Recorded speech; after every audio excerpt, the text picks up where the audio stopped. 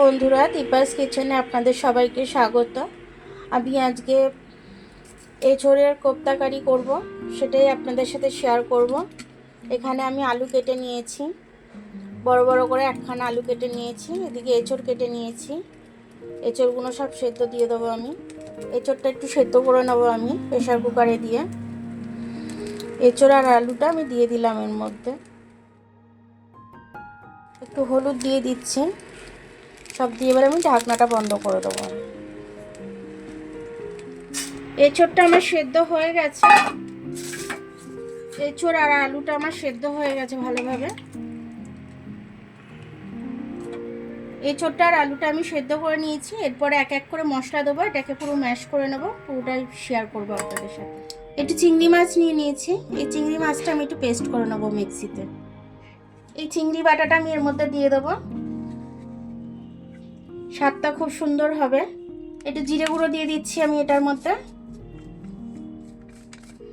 লঙ্কা দিয়ে দিচ্ছি ঝালের জন্য, আর হলুদ তো দেওয়াই আছে, হলুদ আর দেবো না, একটু নুন দিয়ে দেবো। এবার এটাকে আমি মেখে নেব। এখানে আমি তেলটা গরম বসিয়ে দিচ্ছি কোপ্তাগুলো ভাজার জন্য। এবার আমি বেসনটা দিয়ে দিচ্ছি, বাইন্ডিংয়ের কাজ করবে বেসনটা, আর দেব না। খুব ভালোভাবে এবার আমি এটা ভালো করে মেখে নেব। হ্যাঁ, তেলটা গরম হয়ে গেছে। এবার আমি একটু কোপ্তাগুলো দিয়ে দিচ্ছি, এরকম এরকম সাইজ করে দিয়ে দিচ্ছি।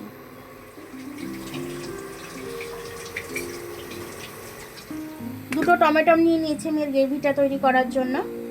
আর এখানে আদা, রসুন আর এই পেঁয়াজটা নিয়ে নিয়েছি। তো আমি এটা মিক্সিতে বেটে নেব। সবটাই অ্যাকচুয়ালি পেঁয়াজটাও আমি মিক্সিতে পেস্ট করে নেব, টমেটোটাও পেস্ট করে নেব, যে কিছু গোটা রাখবো না। কোপ্তাগুলো আমার লাল লাল করে ভাজা হয়ে গেছে, আমি এবার তুলে নেব এগুলো। তেলটা আমি কমিয়ে নিলাম। এবার এই তেলের মধ্যে আমি ফোড়ন দিয়ে দেবো কিছু। দুটো তেজপাতা ফোড়ন দিয়ে দিলাম, ডালচিনি, লবঙ্গ, এলাচের মুখটা ফাটিয়ে দিয়ে দিলাম, একটু জিরে ফোড়নে দিয়ে দিলাম। এটা খুব সুন্দর একটা গন্ধ ছাড়ছে। আমি এবার পেঁয়াজটা দিয়ে দেবো এর মধ্যে। অল্প কটা পেঁয়াজ, কিছুটা পেঁয়াজ বেটে নিয়েছি, কিছুটা পেঁয়াজ আমি রেখে দিয়েছি ভাজার জন্য। পেঁয়াজটা আমি ভেজে নেবো এর সাথে। একটু নুন দিয়ে দিলাম, পেঁয়াজগুলো যাতে তাড়াতাড়ি একটু নরম হয়ে যায়। পেঁয়াজটা এর থেকে আর বেশি ভাজবো না। এখানে আমি আদা রসুনের পেস্টটা আর পেঁয়াজটা বেটে রেখেছি, এটাকে আমি দিয়ে দেবো।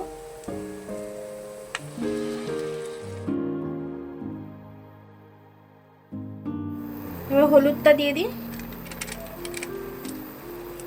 একটু কালারের জন্য কাশ্মীরি লাল লঙ্কা দিয়ে দিচ্ছি, একটু জিরে গুঁড়ো দিয়ে দিচ্ছি, ঝালের জন্য একটু লাল লঙ্কা দিয়ে দিচ্ছি, একটু ধনে গুঁড়ো দিয়ে দিচ্ছি। এবার মশলাটা আমি খুব ভালোভাবে মিশিয়ে কষিয়ে নেব। মশলাটা যতক্ষণ না তেল ছেড়ে দেবে আমি ততক্ষণ কষে নেবো এটাকে।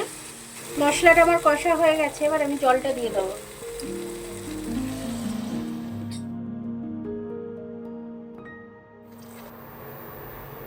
একটু টমেটো সস দিয়ে দিচ্ছি আমি, নিজের হাতে বানানো। এটা দিলে খেতে টেস্টি হবে আরও, সে কারণে দিয়ে দিচ্ছি। আমি এটা দিলাম, আপনারা চাইলে নাও দিতে পারেন। আমি এটা দিলাম টেস্টি হওয়ার জন্য। আপনাদের ঘরে যদি থাকে আপনারা দিয়ে দেবেন, তাহলে টেস্টি হবে। কোপ্তাগুলো দিয়ে দেবো আমি সবগুলো দিয়ে আমি একটু চাপা দিয়ে দেবো এটা। আপনারা যদি টমেটো কেচাপটা না দেন তাহলে একটু চিনি দিয়ে দেবেন, তাহলে ব্যালেন্সটা হয়ে যাবে। আমি যেহেতু টমেটোটা দিলাম, টমেটোমের সসটা দিলাম, সেহেতু আমি চিনিটা দেব না। এবার আমি ঢাকনাটা দিয়ে দিলাম।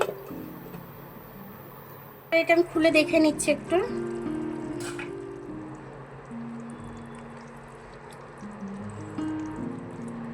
এটা আমি এরকমই গ্রেভি রাখবো।